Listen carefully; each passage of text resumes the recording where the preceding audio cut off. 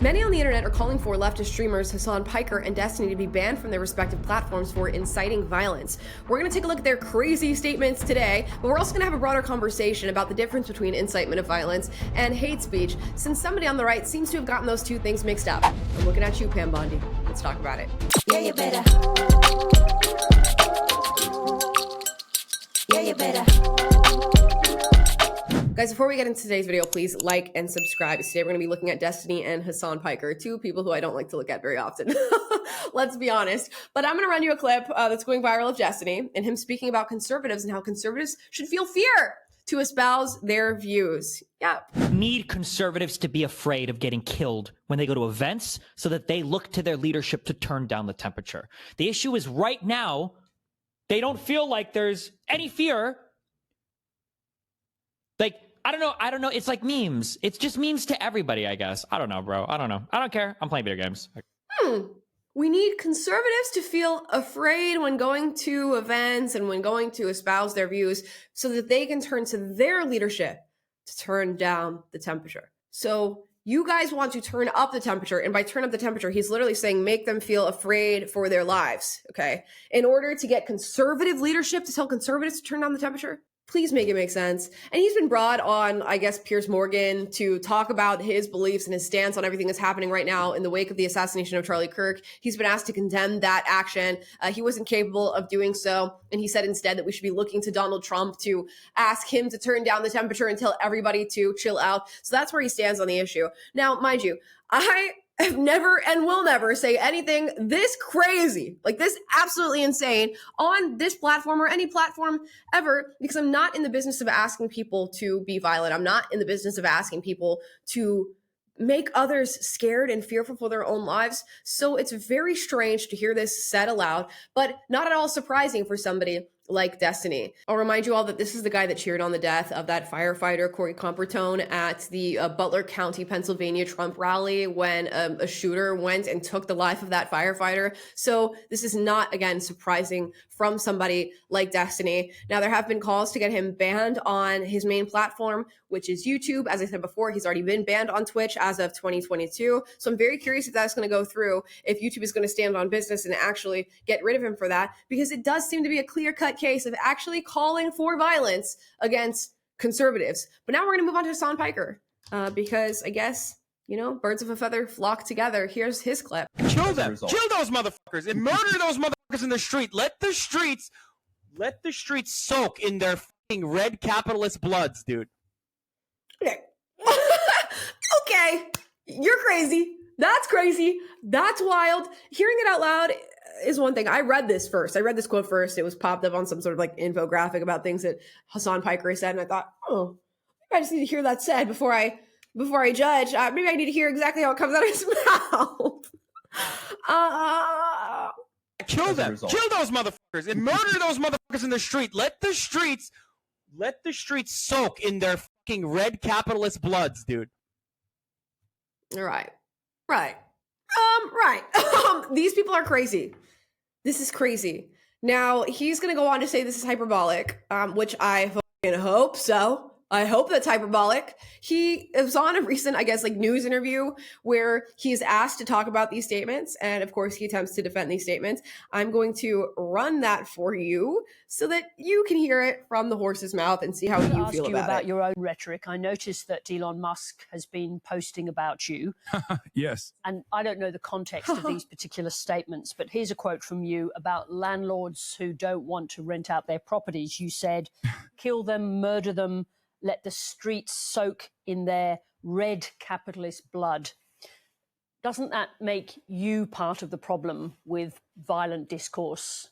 This was in a conversation that I was having with a landlord friend of mine, and it's, of course, hyperbolic, and it's not meant to be sincere. This is not sincere advocacy. It's not a real policy that I would ever advocate for, and that's precisely the reason why when Republicans were desperately looking for any sort of incisive language that they could present, they went back to a very obvious instance of LARPing, an insincere statement that is obviously hyperbolic from, I believe, 2018. My question stands nonetheless. Doesn't that kind of language contribute to the atmosphere of violent, even lethal violence in the United States? I don't believe that my insincere statements that don't reflect on any of my beliefs whatsoever in 2019 has led to any sort of real world violence whatsoever. Okay. Yeah, I don't know how one would know that. You know what a really like surefire way to make sure things like this don't happen is you cannot say them. That's one. Okay. Secondly, if you're going to say them and you're going to claim that they're hyperbolic and insincere, you should probably follow up your statement by saying that was hyperbolic and totally insincere. That was completely hyperbolic and totally insincere. Just so everybody knows, I had a moment of weakness where I just decided to scream and shout and talk about killing and murdering people and soaking the streets with their blood. But that was insincere. But he didn't do that though. And the thing is, you guys let me know from a legal standpoint, do you get to just claim you're being hyperbolic and insincere when you said something like this?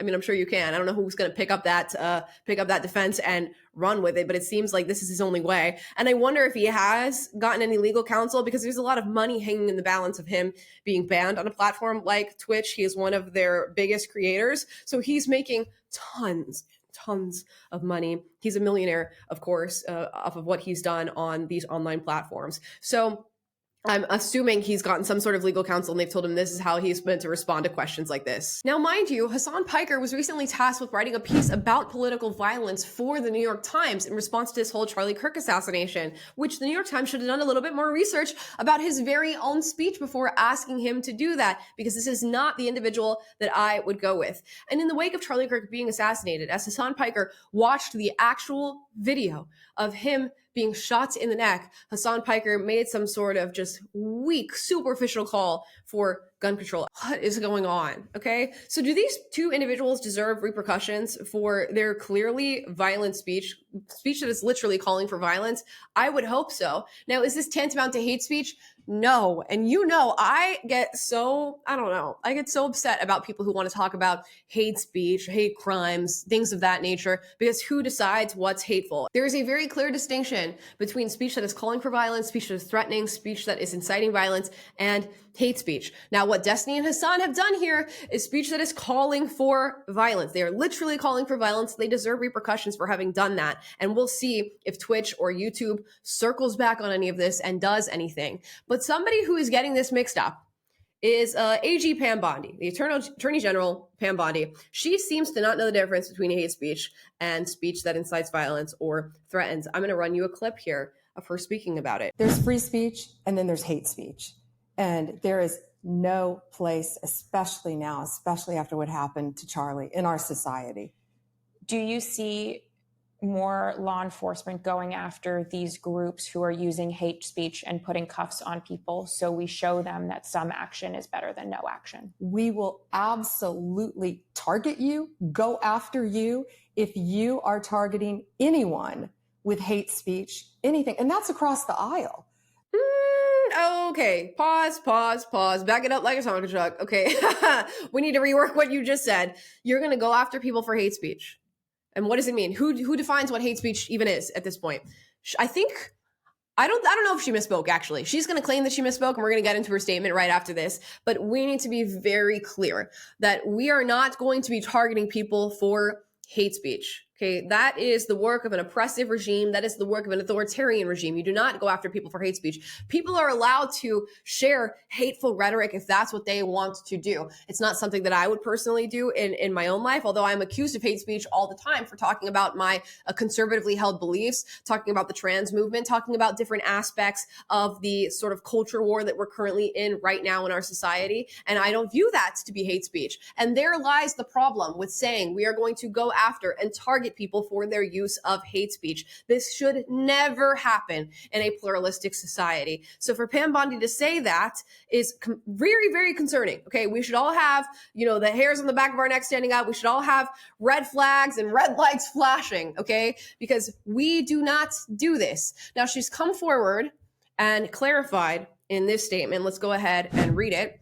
She says, hate speech that crosses the line into threats of violence is not protected by the First Amendment. And already we are off on the wrong foot. She needs to rewrite this. She just needs to say speech that crosses the line into threats of violence is not protected by the First Amendment. There's no reason to put hate speech in there. Now you are confusing people, and then she seems confused. And as somebody who is the sitting attorney general, you should not be confused about these phrases, okay? So we're already messing up the clarification as well. She goes on to say it's a crime. For far too long, we've watched the radical left normalize threats, calls for assassinations, and cheer on political violence. That era is over. Now, she cites some legal measures here. She goes on to say you cannot call for someone's murder, you cannot swat a member of Congress, you cannot dox a conservative family and think it will be brushed off as free speech. These acts are punishable crimes, and every single threat will be met with the full force of the law. Free speech protects ideas, debate, even dissent, but it does not and will never protect violence. It is clear this violent rhetoric is designed to silence others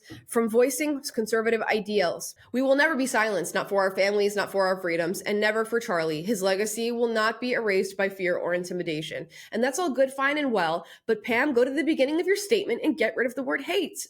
It's very easy. And again, this is not something that she should be confusing people with, and it sure as hell should not be a stance that she's holding. So I hope this is at its very worst a matter of confusion, because if it's anything worse than that, and she actually believes that we should be going after and targeting people for hate speech, we're going to have a really big problem. And I have no problem with calling out somebody who is labeling themselves as a conservative who is using this rhetoric, because this is all out wrong. Okay, now back to camera one.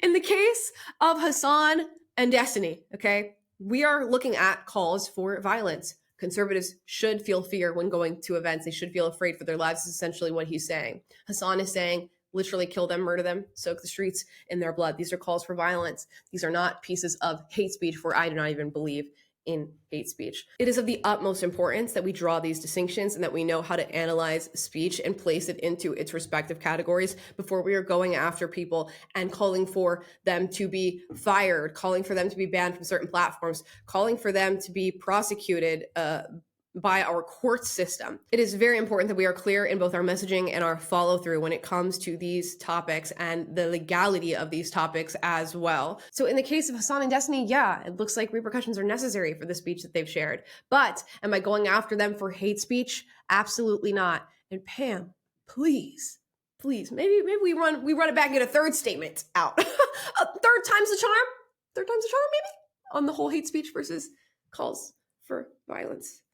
All right, guys, those are my thoughts. Scary world we're living in. Scary because of people like Hasan and Destiny who are allowed to just sort of frivolously say these things out on the internet and really not acknowledge the impact that they're having on their audiences, who are often young, malleable minds who are ready to be violent or ready to share just as violent speech as the speech that they've shared in their videos. And concerning because of people like Pam Bondi, who seem to have a little bit of confusion about hate speech versus calls for violence. And if you are sitting as an attorney general, you should not be confused about that whatsoever.